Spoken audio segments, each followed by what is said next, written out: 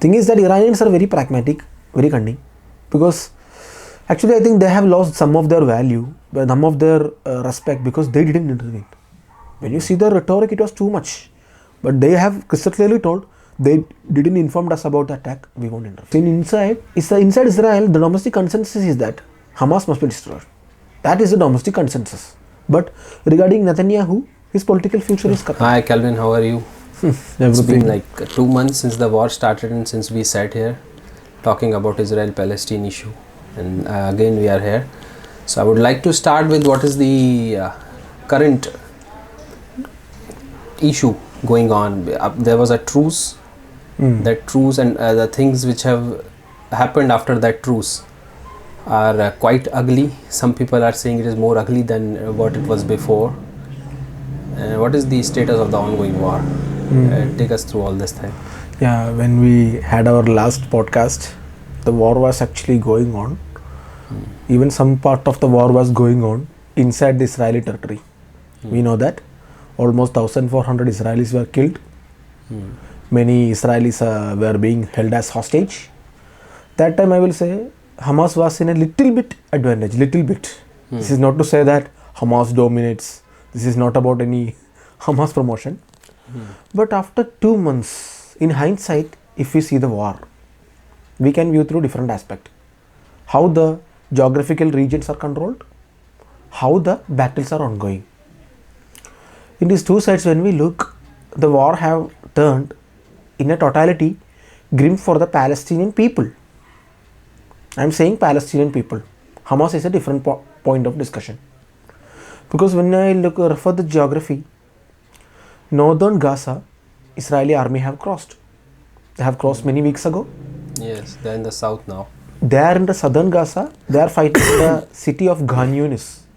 So it shows that Israeli army have penetrated Gaza. Okay. Penetrated Gaza. There are many photos you can see in the social media X by the official media from IDF. You can see that the Hamas's parliament, the legislature, many things are now under Israeli control. So when you look to geography, almost out of 2.3 million Palestinians, more than 1.5 million have crossed the area. So geographically, Israel is there. Whether like it or not, it is a fact. But here comes another question. How the things are going on? Because in the warfare is a very different subject. Whether the war going in Ukraine, it may be in a steppe region, or war going in Sudan, it is a war in a desert region, or war going in Congo, which is a war in forest. But when you look the Gaza specifically, here I would like to say, for our viewers' understanding, I am saying, this Gaza is very thickly populated area. Typically, it will be like our Munirka, with compact buildings. So that's why the number of casualties, unfortunately, have crossed 18,000 as per Palestinian Health Ministry. And, compared to that, what are the casualties on the Israeli side? Israeli side, as per reported from Israeli media, almost 400 above soldiers are being killed as of now. And also thousands of soldiers are under various problems, including amputation, psychological stress. So Israel is also taking the loss. So this war will go on. As per many analysts, this war is expected to drag on 2024. Plus, you said that $50 billion loss till now to the economy of Israel. Yeah, when we look the economic loss, when we look the term economic loss, we have to look that economic loss can be in different aspect. Imagine a building of 1 million is being destroyed. It is a direct destruction. There is also a loss can be also estimated based on the man hours lost. Imagine a business will earn some $10,000 per day. If the business is being closed, that is lost. So considering the total calculation, certain analysts shows that Israel already lost 50 billion. Almost 30 billion were given for floating the shekel currency, the currency shekel. Then many Israelis are not working because it is not in a condition to work. The mobilization have driven much of the Israeli population for the war. So economically, this war is creating loss for Israel, economically. But when we look the Palestinian side, it is totally in a destruction. Totally, it's I think 70% of the people have lost their home. 18,000 is the casualty as per today morning. the casualty is not differentiating between the civilian and the Hamas militants. So we don't know. The Palestine is getting fully destroyed actually. I'm telling the Gaza is getting almost fully destroyed. Most of the infrastructure. Many people left. Now the infrastructure is getting damaged, and the coming threat will be the communicable diseases. Okay. Winter is set, communicable disease will come, starvation will come. So if the things are not taken care of, this can take more life, like diseases like cholera. So a big humanitarian catastrophe is unfolding. Unless the world intervene, it will create a de facto massacre or genocide like thing, because many people will die. That's what I'm saying. It is not intended, but this will happen. So economically, it is causing loss to Israel, but still it is actually Israel is showing some political will in the sense that their mindset is that they want to finish Hamas forever. That's the reason they're not melting. That's the reason they are so adamant on this war, that until we finish Hamas totally, eradicate it totally, we will not stop. But do you really think this is going to happen? Because what I have seen videos, young children shouting on the road that what you have done to us, we'll give you back the same thing. And he's repeatedly saying the same thing, and that psychological thing is building up. So how many people will you kill? Because a next generation of Hamas, a next generation of so-called terrorists will pop up, and then again the same thing is going to start. So is there a logical solution to all this, or it's just... First of all, the term terrorist, I will say it is subjective. Yes. Because we can't say, it is very subjective term. So-called, I said. So-called terrorist is a very subjective term, because we know the continuing dispossession of the land is a problem. The last podcast we have said about the psychological element of the war. Yeah, definitely. The Muhammad Daib was a refugee. Similarly, Yahya Sinwar was a refugee. And many Israeli leaders. I think one of the Israeli leader just lost his son 2 days ago. Yeah. So psychological element will be there. That analysis is very correct. It will go on. And when we say about the mode of warfare, it is urban guerrilla warfare. As we said, this Gaza is like a Munirka. There is something called urban guerrilla warfare. Yeah. Between the rebels, there may be militants. Yeah, of course. And Hamas have a vast tunnel infrastructure, which is estimated to be 400-500 kilometers. So what is happening? There are also videos available in the Twitter or ex-Twitter, now the social media X, where suddenly Hamas militants come through the tunnels and they will ambush Israeli soldiers. So there are many cases where many soldiers were ambushed by Hamas militants. So when we speak about tunnel warfare, Hamas infrastructure is still there. From the infrastructure they are sending missiles. It is going on. So for Israel to destroy Hamas infrastructure, I say it is unpredictable till, because tunnel warfare is a thing which will take time and also which will take cost. That is human cost. Of course, I can say one thing. This is not a comparison, but still America, one of the superpower, failed in Vietnam due to tunnel warfare. Yes. Because tunnel people are like, I'm telling, this is not a term to dehumanize. It's like rats or cockroach. Rats or cockroach, it is very difficult to kill. Yeah. Never this term is meant to dehumanize them. They are fighting because partially they have the justice on their side, because they need a two-state solution. But Israel will also find very difficult to hunt them inside that. Currently the war is going very bloody. And Israel is also losing many of its soldiers. So this, as per Israeli experts, this war will drag up to 2024 end. So imagine per day millions are being lost. So imagine the loss. And if the war goes as Israel planned, then Hamas will be eliminated. But as we said, if Hamas is eliminated and still a solution is not found, then another thing will come. And the same people who lost their parents, who lost their sisters, who lost their land, they will come as a more variant militants in the coming decades. So the final solution is, as we have said in the last podcast, it is in the two-state solution, but it is not any nearby. It is very far away now.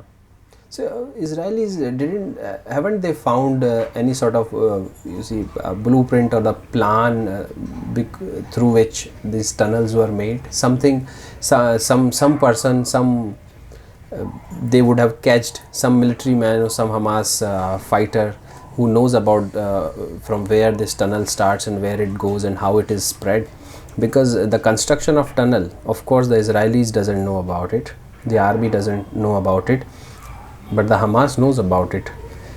They must be practicing, they must be going through those tunnels almost every day. So is there a news where they have caught somebody who can tell about, so that the process becomes easy for Israel? Is there any news like that? Yeah, because when we speak about tunnel warfare, tunnels, the thing is that what I understand is that there won't be any single Palestinian leader or commander who knows the entire system.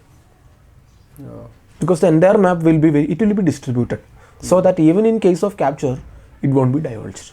Okay, they have done their plan. I mean, it may be, this will be the method. This will be the method usually done by groups which you do this type activity. Because entire map, it will be difficult to obtain. But this tunnel used to be a problem, because from Egypt border we can see, through these tunnels Hamas smuggled the things, including this military grade weapons as well as other things. So Egypt used to control these tunnels by flooding the tunnels with sewage. Okay. But it's a temporary solution, because tunnels are so extensive. I told 400-500 kilometers. And I am telling my analysis, this may not be correct, but I observe is that when you look the world, North Korea is a country which is expert in tunnel warfare. North Korea. Democratic People's Republic of Korea, aka North Korea. Democratic term, don't confuse. It is a misnomer. Anyway, so I suspect, because North Korea, this is not told by any experts, but this is my analysis, because North Koreans were very active in case of Syrian nuclear ambitions and all. So this is just my assumption. Maybe some North Korean experts have played a role in construction of these tunnels, because they have a good experience in that. They even helped the North Vietnamese during Vietnam War. Anyway, this tunnel warfare is creating a big trouble for Israel, because it will take time to dismantle this tunnel. But now, why does the North Korean people needed tunnels to fight their war? North Korea's tunnel is a different topic. Korean War? It's a East Asia, because North Koreans were very apprehensive of America. During Korean War, America killed almost 20% of the North Korean population. So they are preparing for the day of eventuality. So they become the experts of this tunneling and all. Okay, so there was not ongoing war, nothing was going on, but they have created a sort of mastery over this. Yeah, they have some mastery over this thing, and they did in Vietnam. So I suspect, I haven't read any piece on that, but I suspect, because sometimes North Koreans may have played a role in the 1 decade or something in giving some expertise. It's not said that North Korea constructed entire tunnel, no, but some guidance or some there are chances. This is my assumption. But anyway, this tunnel warfare is going to be very tough. I'm saying, because this tunnel warfare plus urban guerrilla warfare, when Israelis are entering an urban area, the thing is that they don't know where the militant will emerge. Sometimes from the manhole he will emerge. So typically for the viewers understanding, I will say, we have played GTA game, Vice City or San Andreas or Hitman. In this game we can see, when we are going through step, some shooting will come from another side. Such a manner, the urban guerrilla warfare will be very bloody, very unpredictable. Because militants are coming to die. The thing is that militants are coming to die. For them, death is a divine thing. Divine thing. So, for Israeli soldiers, it is going to be risky. And of course, Israel will take a human cost. And Israeli government is willing to take that. For their perspective, to finish Hamas forever. This is their viewpoint. As of now, forever. As of now. Saying. So, how much percent of the land has been cleared? Means Israeli army entered from the north of Gaza and it's going towards south. How much land has been covered? I mean, if we see percentage wise, 50% is done or more than that? Actually, I didn't came any correct analysis of the percentage, but I can say something. Almost entire Gaza, Israel have a reach now, because when you look the Gaza, it's almost a rectangle like land. So the sea is being blockaded by Israel. It is the very weak point of Palestinians, because they don't have a navy or something. Northern area they have occupied. Now south also, Khan Yunis, there is a city called Khan Yunis. And we can see the data, out of 2.3 million Palestinians, almost 17 lakh have went. 17 lakh have went means Hamas is losing their de facto human shield. When the people have left, then Israel don't have to look anything. They will finish it forever. Forever, yeah. Even though without people leaving, they are doing it. So, as the people leave more, Hamas will be under more pressure. Where are these people going? Their people are actually near, currently they are staying near the Egyptian border. There is a crossing called Rafah crossing. And international aid agencies are delivering them water, medicine, fuel, etc. Some people are still in Gaza, some 6 lakh, 5 lakh. So the thing is that the climate, the winter is coming. So there are much chances diseases like cholera can spread. People are currently actually outside. Outside means currently almost 17 lakh people are out of their homes. And in the video, I have seen IDF spokesperson told that you can come back after the war. But when will be the war after? There is no date on that. It's like telling your people, you can go, you can come, but there is no time limit. And Israel have some plans regarding the post-Hamas which they describe. They want some security buffer. But countries like America have said, we don't want to break the integrity of Gaza itself, because Gaza must be open to the Gazans after the war. So what happened after the war, we can only say, because war itself is very unpredictable. It's going in a bloody manner. So after the war, Israel and other Arab countries also wish to, other discussion is going that Palestinian Authority, which control the West Bank, they want the Palestinian Authority to take control of Gaza. But they have very limited legitimacy, because the Palestinian Authority is controlling West Bank, which is facing Israeli settlements, Israeli settler violence. So Palestinian Authority may have international backing, but among Palestinians, they don't have any legitimacy. Yes, and there have been news that the America is now playing a middleman sort of a role, where it also, which is also suggesting that the Hamas should become a part of PLO, and it should be subordinate to PLO, and then there can be truce, and the things may go on in a better way in future. Actually, when we speak about America-Israel relation itself is ironclad relationship, ironclad defense relationship. After the 70s, we can see in every war, America used to supply Israel, whether it is through military aid or through non-military aid. Israel is the one of the highest recipient of American aid. Yes. American Jewish organizations have a huge impact in the American Israel politics. That I can say you by single incident. When the American President Jimmy Carter came, he was wishing some more justifiable solution to the Israel-Palestine conflict. But that time, Zionist lobby or the Zionist section defeated him in the election, because they voted in the other side. So in the case, actually, the bipartisan consensus is there. Israel must be supported, whether it is Republican or Democrat. When we say about the other thing, after the war, you can say America's aircraft carrier came to the Mediterranean. It was a signaling. America is not going to attack Gaza or Hamas. It was some sort of carte blanche given to Israel. You carry on the military operation. Yeah, and it was a signal to Iran also. Signal to Iran and its proxies like Hezbollah, which is in the northern part of Israel. That means in the Lebanon. So America is indirectly signaling Iran, Hezbollah, such actors, don't intervene, we are here. And it is providing some space for Israel to carry out the operation. But when you look at the American context, we can see America is a democracy at the end of the day. Whether we like it, America have any things to be blamed. But in America, there is an open society where people can protest against Israel. So we can see there are a huge pro-Palestinian protest. So some sort of public pressure will be there, some sort. This is not like lobbying and all. Some sort of pressure will be there. But the decisions will be mostly pro-Israel. But what Blinken have expressed now is that Blinken have actually urged Israel to reduce the human cost, civilian human cost, so that the war can be ended without that. So this is the point of contention, because how far it can reduce the civilian loss of civilian life, it is still we have to wait and watch. And even 2 days ago, America was the single country which vetoed the call for another ceasefire. So America will be anyway pro-Israel, but America wants to show that they are balancing, because the wider Arab Street, whether it is Amman, Cairo, Baghdad, people are protesting. Yes. So America want to avoid that. So that's why they are trying to appear some neutral role. Okay. the more truce talks are coming up, and you should consider the human cost of the war, as the Secretary of State was saying. Of course. It's just to calm down the emotions against America. Exactly. Which is erupting inside their home and outside. And the global wise, because this war, when we look, there is another element, media.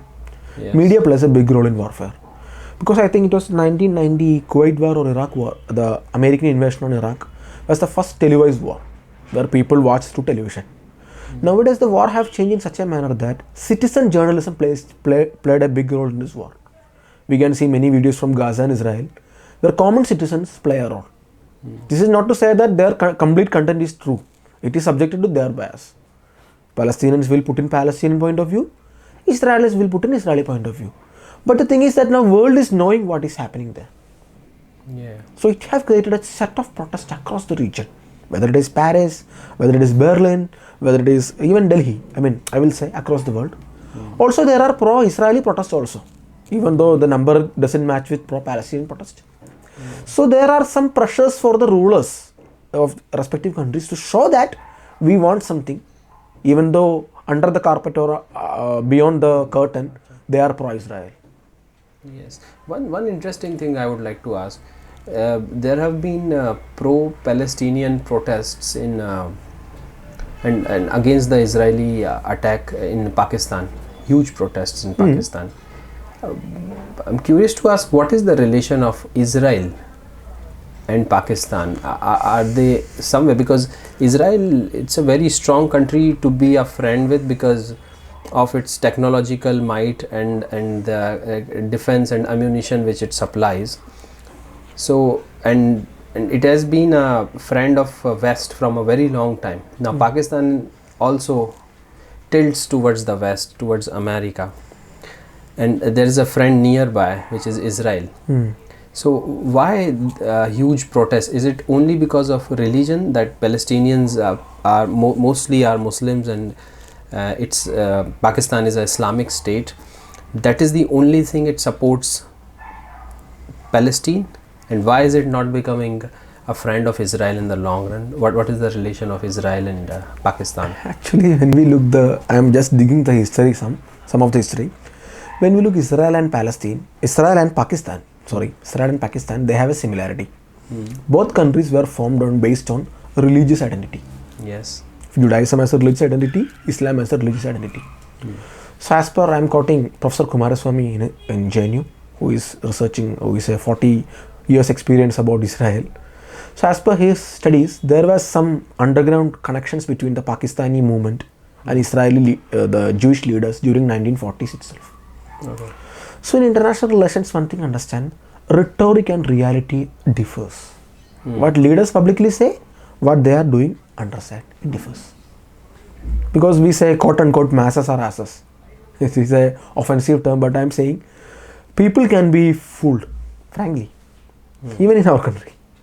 So when we look that throughout the Cold War, these both countries were part of Western security architecture. Pakistan was part of CENTO. Israel is a close ally of America. Both were close allies. So you can observe that both are receiving American aid and all.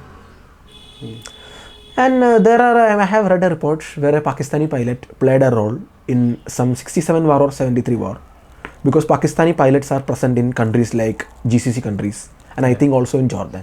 Jordan is a very close friend of Pakistan. So publicly, Pakistan don't recognize Israel. This is what they publicly say. But I will say one thing, during the 1979 Soviet invasion of Afghanistan, we know the Mujahideen formation. That time, it is an irony, both Pakistan and Israel were on one side. This is not a direct relation. Both were actually supplying arms to Mujahideen. Pakistan were supplying its own arms. Israel were supplying the arms captured from PLO. Okay. So Israel and Pakistan officially they are not in relation. Pakistan with Pakistani passport you can go to Israel. It is one of the country they bar to visit. But there are reports of underground relations. Because why I am saying this so? There was a report from Times of Israel. There was an expert called Noor Dahiri. He was saying that Israel sold some defense system to Pakistan in year 2012. Okay. There are reports that Israel sold some some security systems like this cyber hacking system and all. I mean, surveillance system to Pakistan. So there are many reports that Israel used to sell weapons to Pakistan. These are reports from Times of Israel. These are not conspiracy theories. Any viewer can just Google it. Noor Dahiri, Times of Israel. So there are reports. And there were also reports that they are underground, they are trying to have some relation. Because once Pakistani President Pervez Musharraf said that if Arabs are recognizing Israel, can Pakistan be more Catholic than Pope? Can Pakistan be more Palestine than Israel? But in Pakistani public, there is a pro-Palestinian sentiments. Because Pakistani public is so much driven by religion. Yes. Just look the blasphemy law and all. You can understand. I am not insulting Pakistanis or dehumanizing. But they are so much obsessed with religion. Yeah. Regarding Turkey also, they will say Pak Turk and all. But things are different. So in the current war, I am just finishing this answer. Current war, there are some reports. I can't confirm. There are some reports. Because during Russia-Ukraine war, Pakistan supplied ammunition system to Ukraine, including 155 millimeter shells. There are reports that this shells which was sold to Ukraine ended in Israel. Okay. So imagine the connection, how it happened. There are such reports that. So publicly Pakistan is very much anti-Israel. But Pakistan was one of the candidates which Trump was selecting to open relation with Israel. So don't go by what happened in the rhetoric. Reality, we must refer to more academic papers, because underground there may be talks for a normalizing relation, but it is not near as of now. Because when you look in Israeli perspective, what can Pakistan offer? Yes. During Cold War, it was strategic location. Soviet Union was there. Now compared to Pakistan, India have a big economy. India have a large defense market, agriculture, people to people. So Israelis, at least they don't want to publicly hug Pakistan and to antagonize Indians. Because publicly they don't want to do. So other thing, the discussion may be happening in the elite under the table. And coming back to the war in Israel-Palestine again, what is the current position of a ceasefire coming up again? Because there have been talks, and the Arabian countries, the Arab world is demanding that there should be a truce for some time, humanitarian truce, and also the prisoners, the hostages and the exchange of those hostages. So what do you think about that happening? Basically, we can understand one thing I will say, whether listening persons may be supporters of Israel or supporters of Hamas or supporting none. When a war happens, just imagine who asks ceasefire. The weak party will be of course asking ceasefire. Yes. So Israel is not asking for ceasefire, first of all. The only leverage that Palestinians have is the Israeli hostages. Still, I think there are 100 more hostages. So that is a political subsidy inside Israel. Because when the hostages die, the political future of the government will go more dark.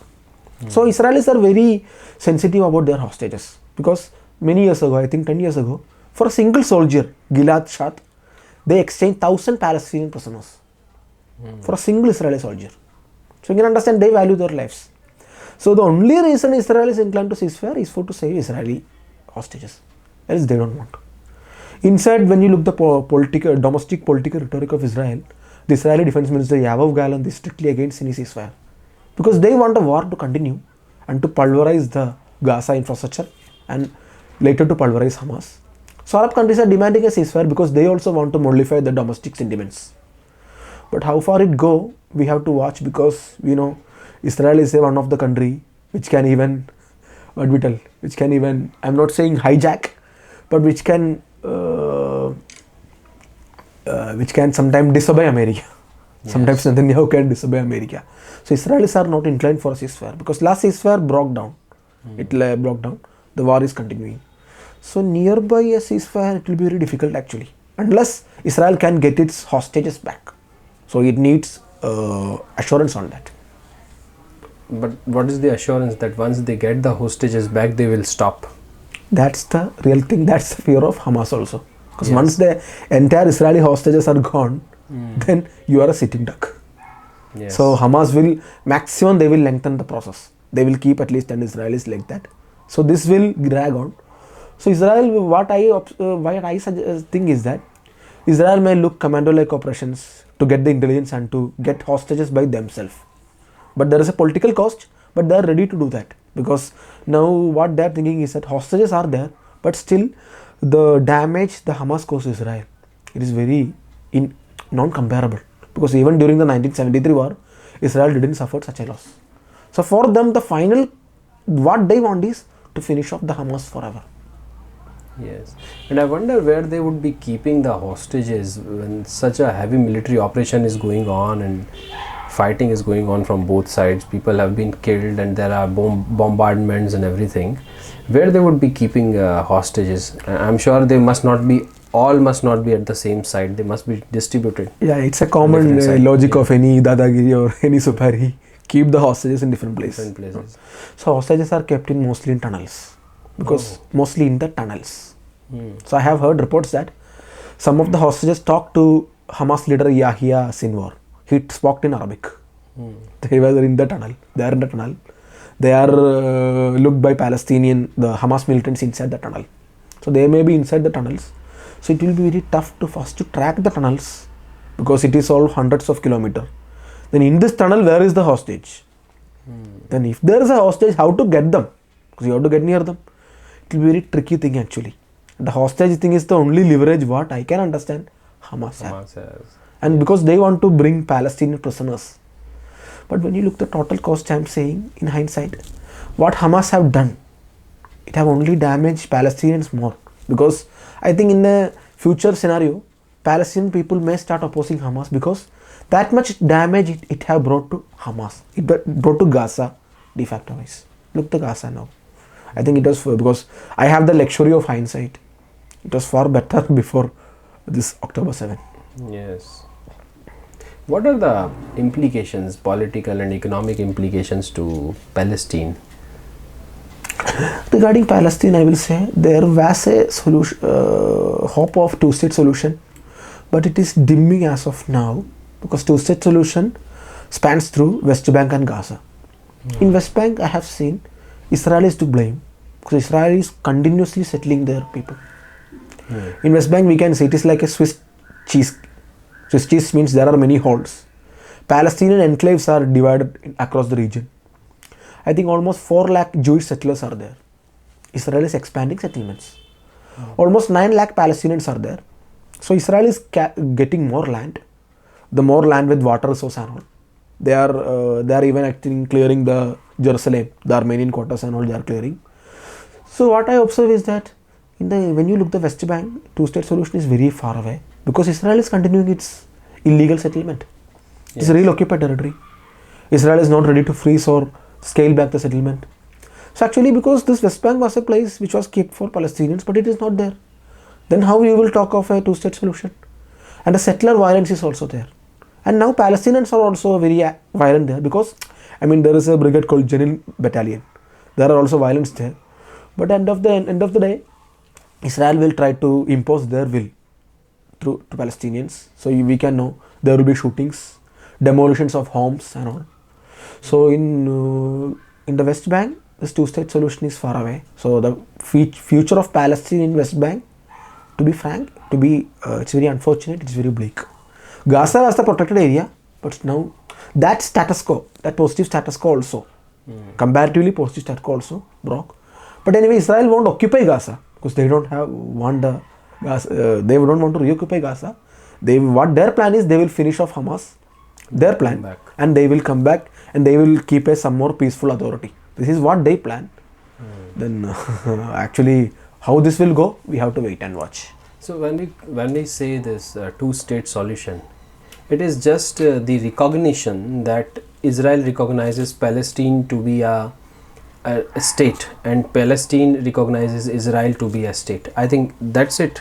Or there are boundaries. West Bank, there's a boundary of West Bank, there's a boundary of Gaza, there's a boundary of Israel. Maps are there, armies are there, the boundaries has been made, borders has been made. So everything on the ground is perfect. But when we say two-state solution, it's only about recognition that in this particular region, two-state exist. Israel is recognizing Palestine and Palestine is recognizing Israel. Here actually, I tell on the ground is also things are very difficult actually, because I have said, West Bank is the major land. There Israeli settlements are going on. Yes. So there is a big issue. If there is a two-state solution, Israeli settlers have to go back. Okay. I don't think it is happening nearby. When you say settlement, what actually happens? They enter the West Bank territory and then they settle there. Yeah, they created exclusive Jewish settlements. And how big is that? More land are taken from Palestinians. Palestine. And how big is that? homes and everything is created for Jews. It is going through last 3 decades, and now West Bank have almost 4 lakh or 4.5 lakh Israeli citizens. No, how does this happen? Just a group of Israeli would walk into... No, because after 1967 we can see, in the 1967 war, up to 1967 war, the West Bank was controlled by Jordan. Yes. After the 1967 war, Jordan was summarily defeated. Entire West Bank came under Israeli occupation. So from that time, Israel is controlling the region. So as they are in control, now they can bring their settlers. There was even after 1967 war success, there was a movement in Israel. It was a religious movement called Gush Emunim. Because they believe that Yahweh or their God intervened for a divine purpose. And this is driving the settler ideology. So more settlers are coming from across the region, across from Europe and America, and they are building exclusive settlements. And this happens through decades, and now there are almost 3-4 lakh Israelis are there. So this is not a sudden process. It is working under Israeli state protection. Okay.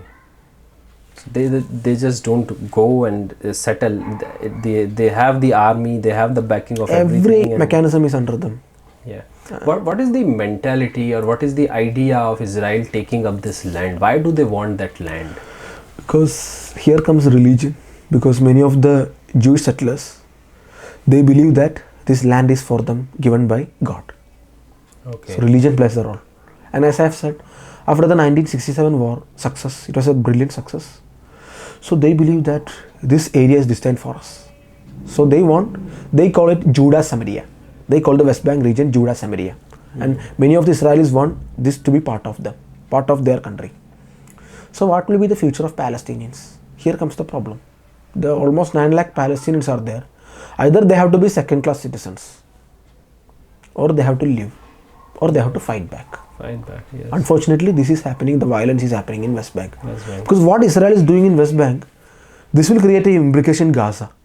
So this was the justification of Hamas, because if we don't respond, Israel will take our land. So this was the reason why Hamas got legitimacy, because in Gaza there was no Israelis.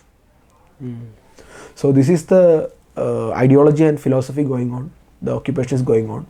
And when you look at the Palestinian state, there are some opinions that sometimes in long future, sometimes a peace may exist. But still I will say for that peace, if West Bank is a solution, then settlers there must be painful territorial swaps. Because it can't be like a broken omelette. Some areas must be for Jews, okay, other area must be for Palestinians, and there must be a viable state. There is no faction inside Israel, some section of people which is strong enough to raise a voice for Palestinians that peace must exist. There is no meaning in fighting. Within Israel, Israelis or even Jews living outside Israel, do you see a faction which speaks about peace more than war and a two-state solution, and speak more about giving Palestinians their right on the land? Is there a section? Is it strong enough? There are a lot of Jews outside Israel or in America and all who support a two-state solution. There is even a website by them called +972 mag. There is a organization. There are Jews who support two-state solution. Inside Israel? But no, outside Israel. Okay. Inside Israel, when you come, the politics is very polarized. Because there was a way of solution during 1990, during Oslo. But after that, it is being eroded. So there is no strong, there are some opinion, but there is no strong voice for peace. Okay. There is no strong voice. And I've also heard that within the city, the difference within the city, for example, you go to Jerusalem, it's more religious, it's more hardliners which exist in Jerusalem versus you go to Tel Aviv, you'll see more liberals there.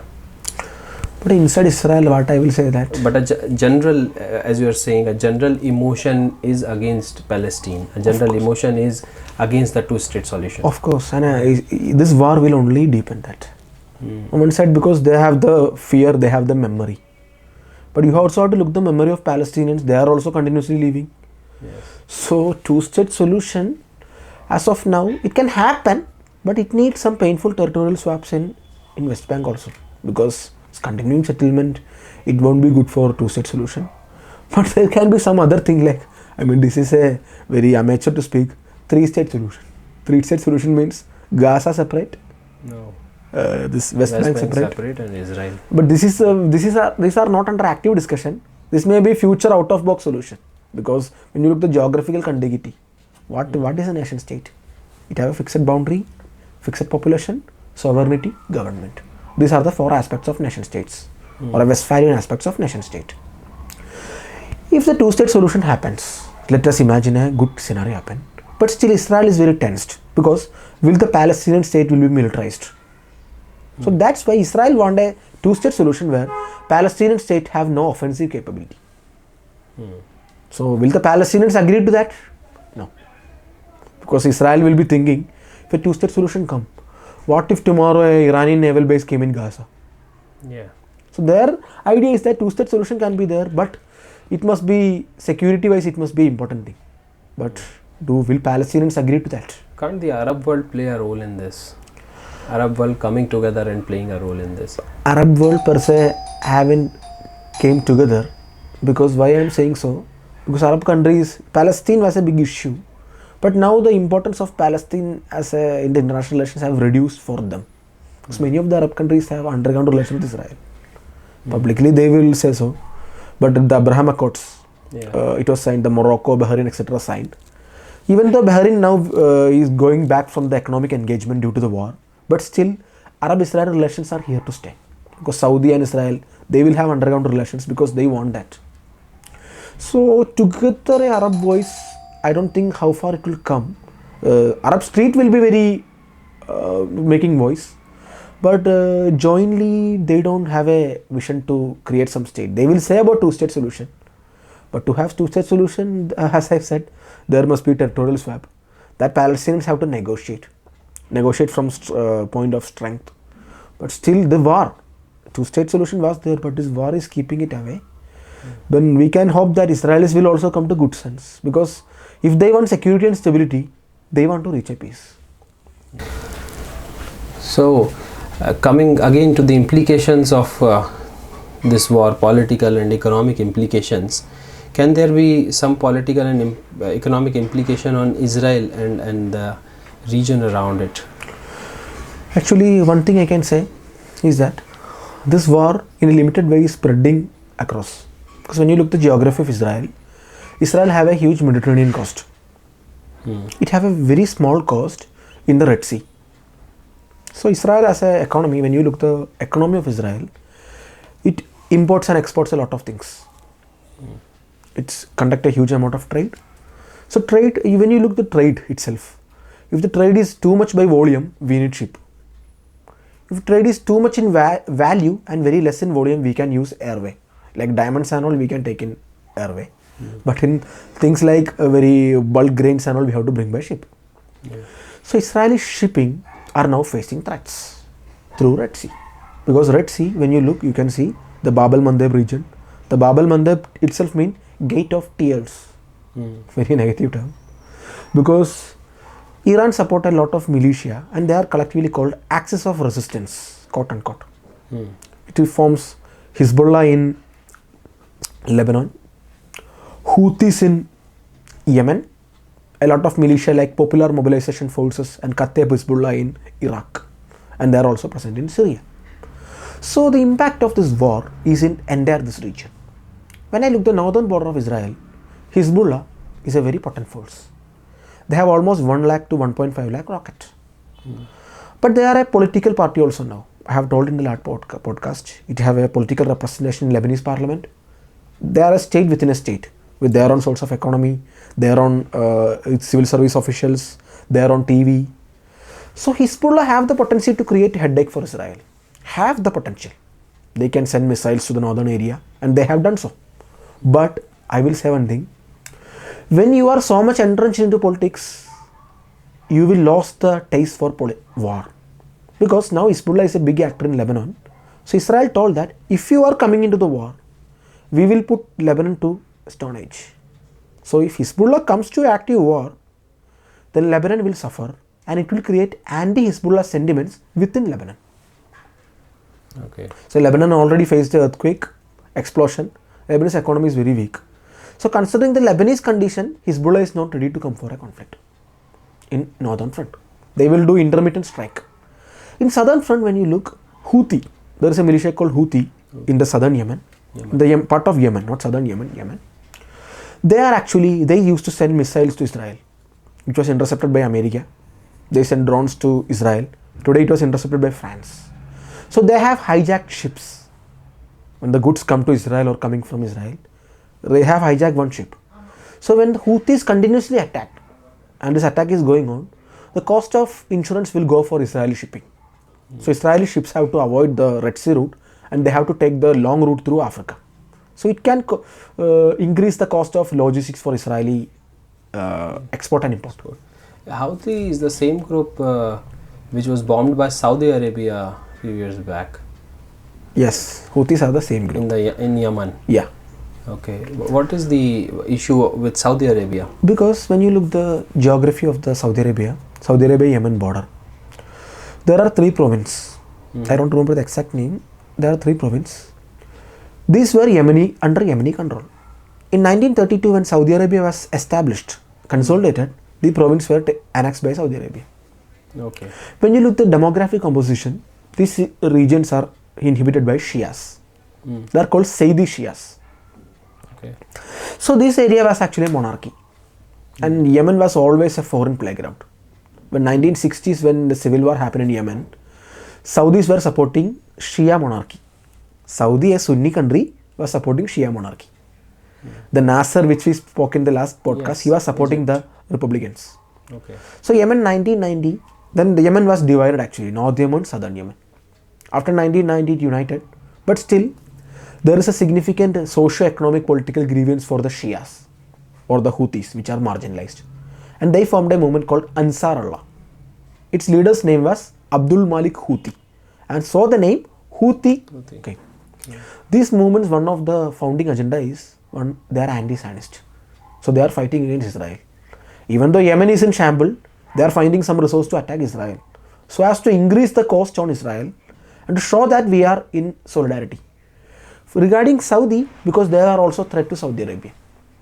So sectarian dimension is also there because Iran is helping them. That's Saudi's headache. So Yemen war just only it is now cooling, but still, because the thing is that Houthis are attacking Israeli ships and America. But if America attack Houthis will again attack Saudi Arabia. Saudi Arabia don't want the war to be hot. That's why America is not so much acting against Houthis. Else America could have bombed directly. So what America will do, what I can understand is that inside Yemen is a failed country. Yemen have many authorities. Northern government is there, Houthis are there, and south there is a movement called Southern Transition Council. They are controlling important parts. Southern Transition Council is supported by UAE. So what I assume is that in future Israel will step up the help for Southern Transition Council, because already there is a Yemeni island called Socotra. Every viewers must search that island. It's a very beautiful island. That island is being run by UAE. UAE have a strategy called string of ports. They are controlling the important ports across the Yemen. So in future I assume that Israel may covertly assist the Southern Transition Council movement. Covert, because overt assistance will create a anti-sentiments. So they will assist the STC and other militia so as to check the Houthis in Yemen itself.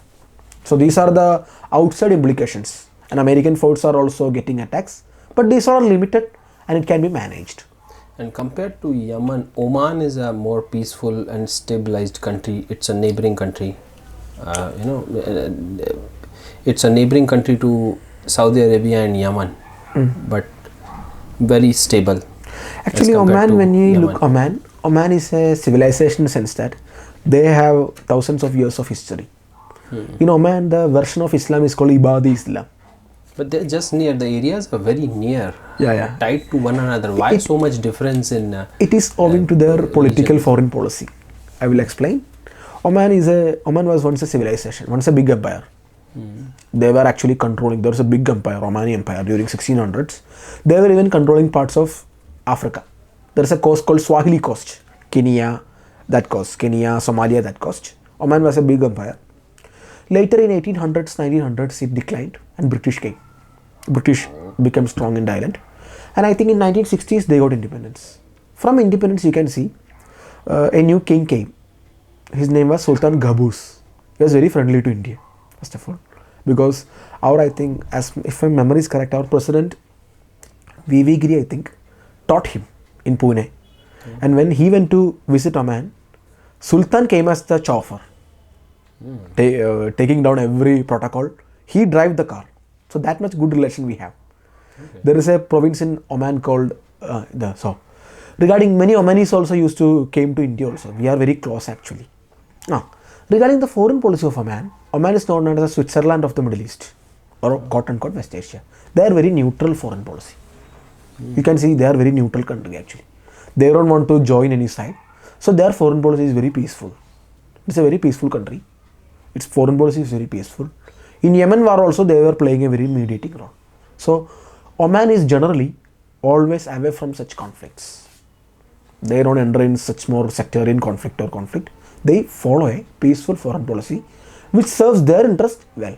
And also it's actually serving the region also. Because they are a country which have good relation with Saudi as well as good relation with Iran. So it is a very peaceful country. The stability and peace of Oman is owing to their very clever or very planned foreign and foreign and domestic policies. That's good. So related to the war, where do you see some sort of future possibilities coming up in this? And also India plays a big role in the region now. India has Arabs as good friends and also Israel as good friends. And after the dehyphenation policy adopted by India, our relation with Israel has comparatively become more stronger. So where do you see India and the future possibilities? So when we speak about the potential future, this is of first of all, like I'm saying, this is of my analysis. This is not near, but this is a good potential. Currently the war is going on, things are going very bad.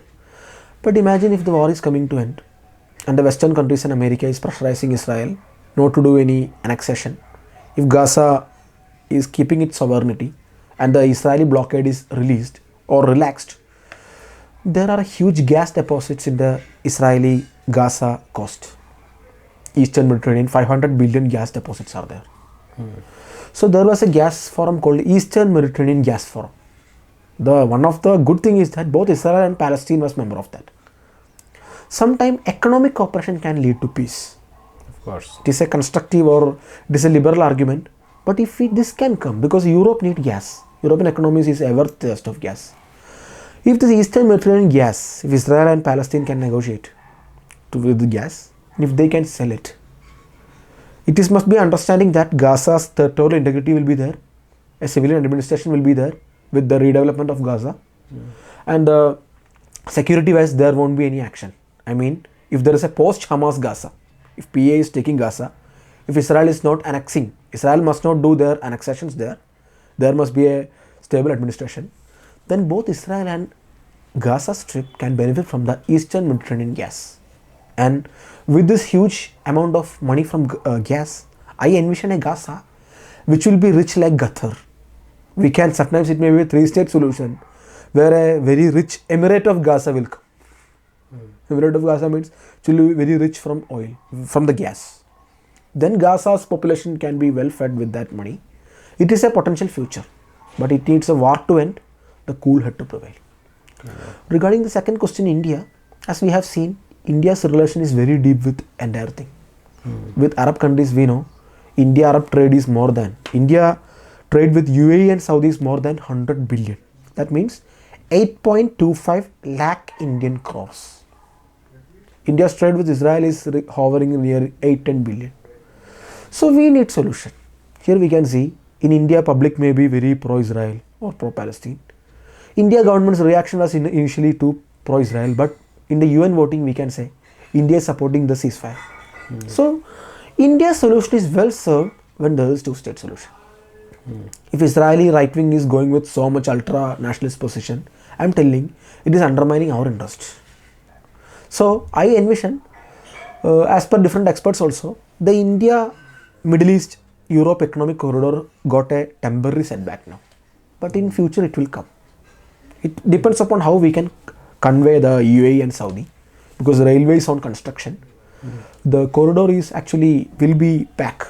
It may take some months or few years, but discussions are going on, and the trade route will go because our interdependence is too much.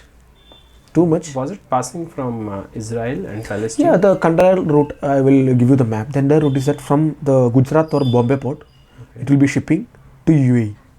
In UAE from Jebel Ali port, it will be the load will be unloaded. Then through railway, through UAE railway, through Saudi railway to Jordan to Israel. Okay. Then through Israel from Haifa port to Greece. To port of Piraeus. Because why I am saying, 2 days ago I attended the program conducted by Greek embassy. Yes. So they were also very optimistic about the IMEEC. Now there is a setback, but I am very confident this thing will happen because the political and economic interest involved are too much. So temporary setback will be there, but there are some white light in the tunnel. The corridor will go because our economic relations are that much deep. Another thing regarding the Red Sea, India will face some threat because of the Houthi attacks. But I think soon the mechanism will be found to counter that, not from India, from the regional countries, because the stakes in the Red Sea are very huge to fall. So that will be found from the regional stakeholders itself. Okay. Interesting how things are going on in this region. So I think that's it from my side. I don't have anything else to ask. If you have something to add, you can add into this. And how do you see the last thing? How do you see the war ending? The war will be very painful as usual. Unfortunately, many civilians are dying. Many Israelis will also die. But I think within, this is what I observe from the entire thing, within some months, the Hamas physical infrastructure may receive a big jolt, such a way that they can't proceed further. Because everything takes a cost. Did Iran came to support Hamas? No. Publicly they didn't came to support. Hamas is alone actually. They may be support underground, that's enough. Iran have crystal clearly stated that we are not going to war. Why should Iran destroy itself in the war? In international relations, nobody is going to die for nobody. Only you can die for yourself. So I envision some months or more pain will be there. A post-Hamas Gaza will be there. Mostly it will be from an authority which will be controlled or which will be influenced by the Arab countries also, because they also want peace here. So sometimes there are chances that more Arab countries will get involved for some peace and some sort of a status quo will arrive. But the ball is also in Israel's court, because for a long-term solution, I am saying, two-state solution, the West Bank must have a solution. It needs painful land swap. If Israel is continuously doing the occupation, then not Hamas but other thing will come. This thing will come after 1-2 decades. The cycle of violence will be like a volcano. It will be not so dormant, it will again explode.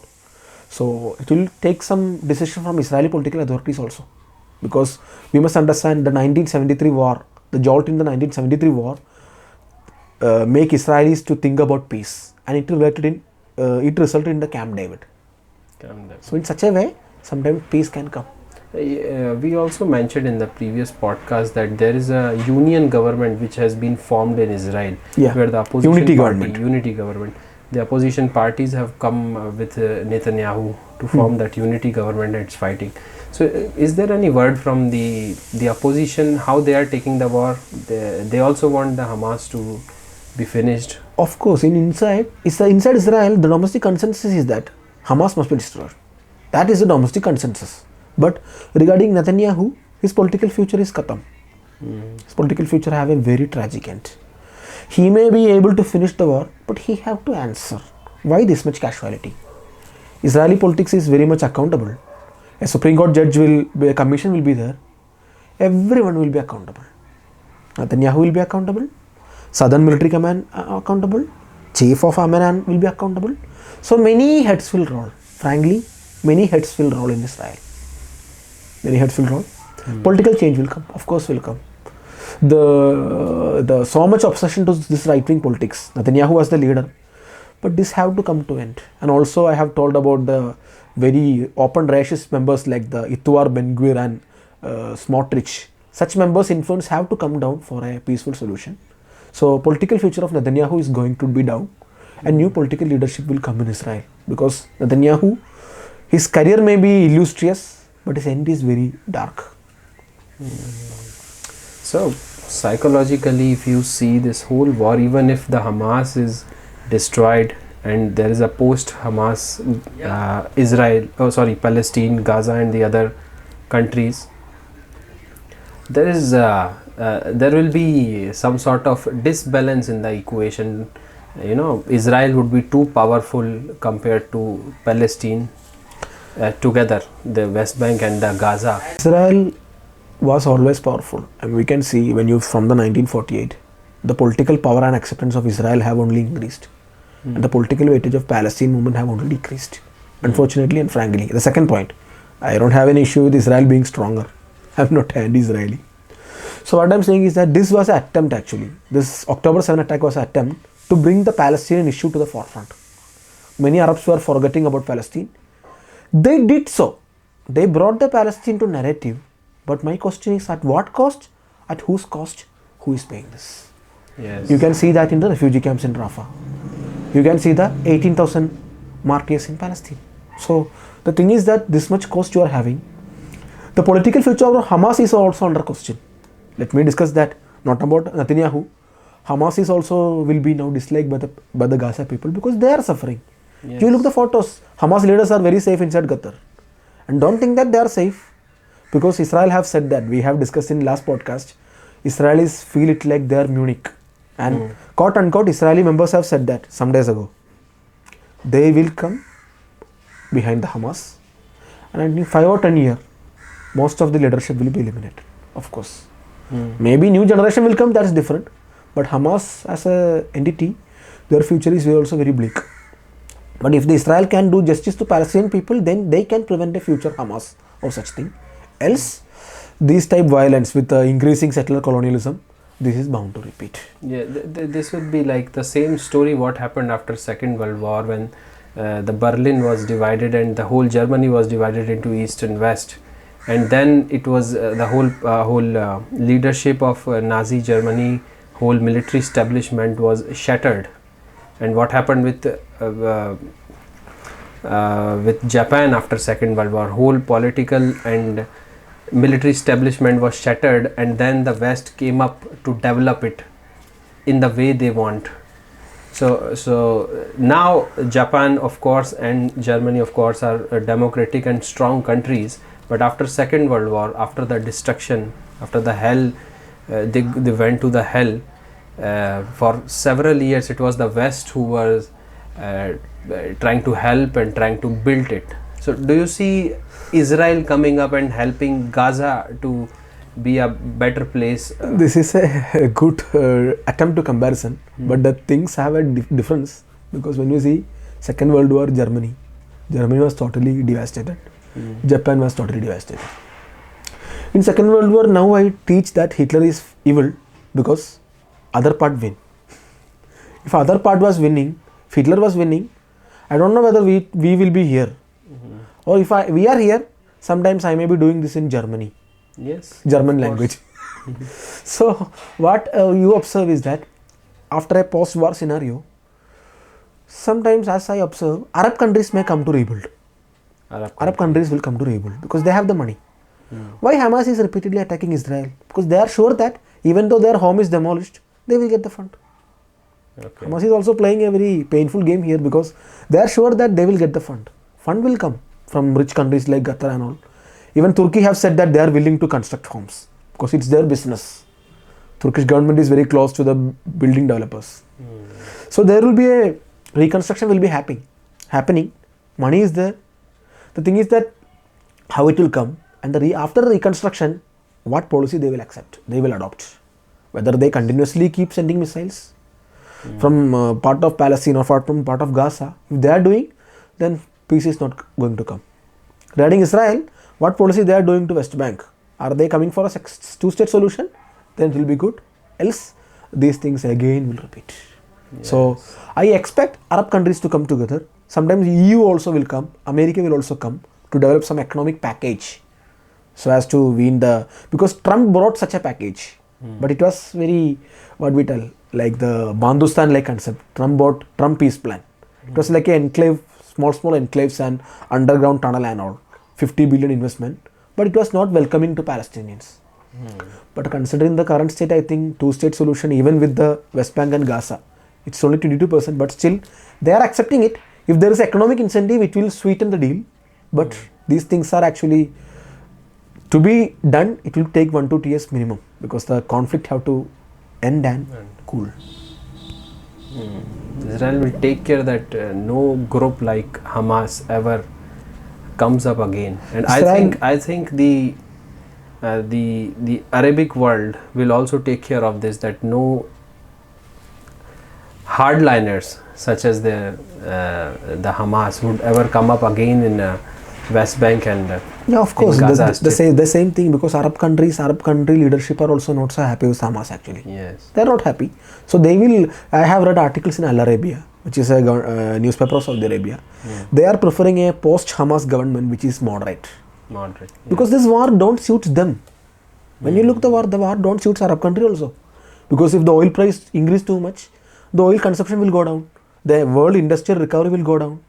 Then it will affect the entire Arab country. Why we should die for this thing? So they also want peace in the long term.